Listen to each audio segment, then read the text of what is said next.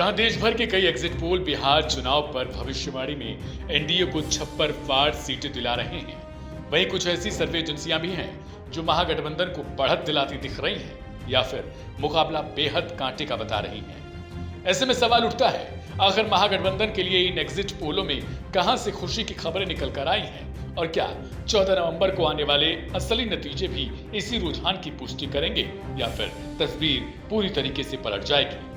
दरअसल साल 2025 के बिहार विधानसभा चुनाव 2 चरणों में संपन्न हुए और अब सबकी निगाहें मतगणना से पहले जारी हुए एग्जिट पोल्स पर हैं। और इस बार एग्जिट पोल्स की सबसे बड़ी खासियत यह रही कि लगभग हर चैनल और हर एजेंसी ने अलग अलग तस्वीरें पेश की हैं। कहीं एनडीए को भारी बहुमत मिलता दिखा तो कहीं महागठबंधन को निर्णायक बढ़त, जबकि कुछ सर्वेक्षणों में दोनों गठबंधनों के बीच बेहद करीबी टक्कर दिखी। डीबी लाइव एग्जिट पोल में इस बार महागठबंधन के लिए सबसे बड़ी खुशखबरी आई है। इस सर्वे के मुताबिक इंडिया ब्लॉक यानी महागठबंधन को 130 से 144 सीटें मिल सकती हैं, जबकि एनडीए को महज 95 से 109 सीटों के बीच सीमित बताया गया।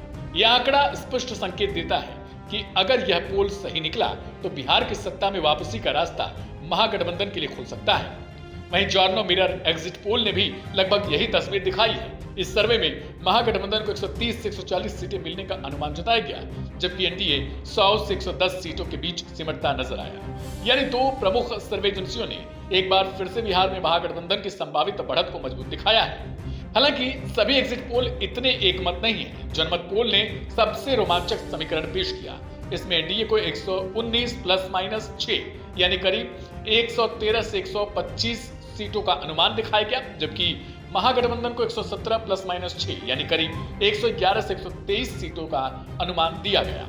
यह आंकड़ा बताता है कि मुकाबला सिर्फ फुटबॉल की हद तक करीबी है। बहुमत की रेखा 122 पार जाकर दोनों गठबंधनों को बराबरी पर खड़ा कर देती है, यानी थोड़ा सा वोट प्रतिशत इधर उधर हुआ तो सत्ता की तस्वीर पूरी तरीके से बदल सकती है। वहीं न्यूज पिंच एआई पॉलिटिक्स नामक सर्वे एजेंसी ने बिहार के चुनावी रण को और दिलचस्प बना दिया।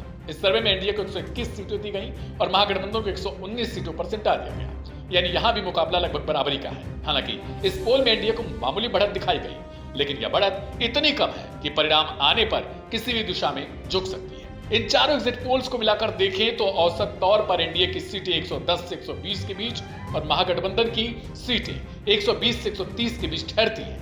यानी यह चुनाव साफ तौर पर किसी एक तरफा लहर वाला नहीं, बल्कि फोटो फिनिश वाला मुकाबला बन गया है। राजनीतिक जानकारों का कहना है कि साल 2025 का यह चुनाव बिहार की राजनीति के लिए टर्निंग पॉइंट साबित हो सकता है। एक तरफ एनडीए नीतीश कुमार के नेतृत्व में लगातार सत्ता बचाने की कोशिश कर रहा है, तो दूसरी तरफ तेजस्वी यादव के नेतृत्व में महागठबंधन युवा और रोजगार के मुद्दे पर जनता को लामबंद करने की कोशिश में है। वहीं छोटे दल जैसे जनसुराज पार्टी, लोजपा रामविलास और वाम दल सीमित प्रभाव के बावजूद कुछ सीटों पर समीकरण बिगाड़ने की स्थिति में। दिलचस्प यह भी है कि साल 2020 में हुए पिछले चुनाव में भी कई एग्जिट पोल्स महागठबंधन को बढ़त दे रहे थे, लेकिन नतीजे आने पर एनडीए ने बेहद कम अंतर से सरकार बना ली थी। इसलिए इस बार भी सभी की निगाहें हैं 14 नवंबर की सुबह 6 बजे से शुरू होने वाली मतगणना पर। कुल मिलाकर बिहार का एग्जिट पोल परिदृश्य इस बार किसी भी पार्टी के लिए आरामदायक नहीं है।